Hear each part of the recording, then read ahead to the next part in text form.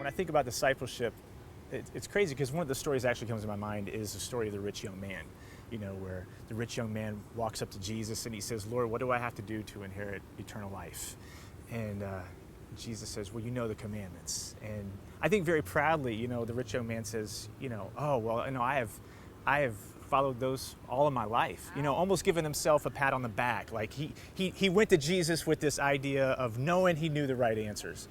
And then it's a beautiful moment because then Jesus looks at him and he says that he loves him.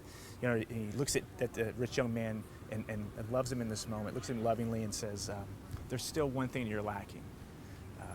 Go and sell all of your possessions and then come and follow me. And at that, the rich young man went away sad because he had many possessions. And I think, we don't really know what happens to the rich young man. Does he go away and just remain sad and connected to his possessions, or does he eventually turn around? We don't really know. But, as a disciple, that's the one thing that we need, that we do first of all is to deny self. We live in, through our propensity, through our own sinfulness, through our own humanity, we've been, we in some ways can turn inward on ourselves. And in order to be a disciple, we really need to turn outward. So first of all, to just deny ourselves, to deny this world in order to kind of to free ourselves up. And then to take up our cross, that aspect of discipleship means that we have to have let go of something, right?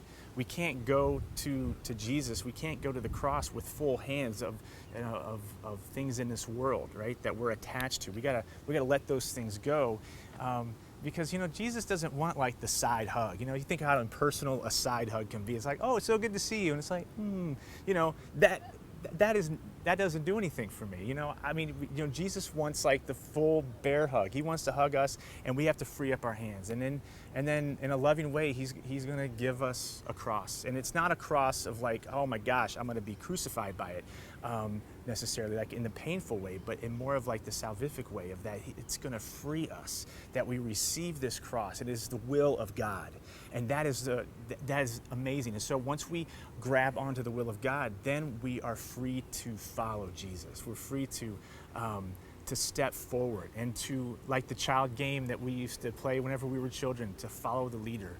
So let us follow the leader. Let us be willing to let go of the things of this world, to pick up and to grab hold of the will of God, and then to follow our leader in Jesus Christ. And so let us not go away sad when Jesus calls us to let go and to do these things, to be a disciple, but let us follow him faithfully and be absolutely joy-filled.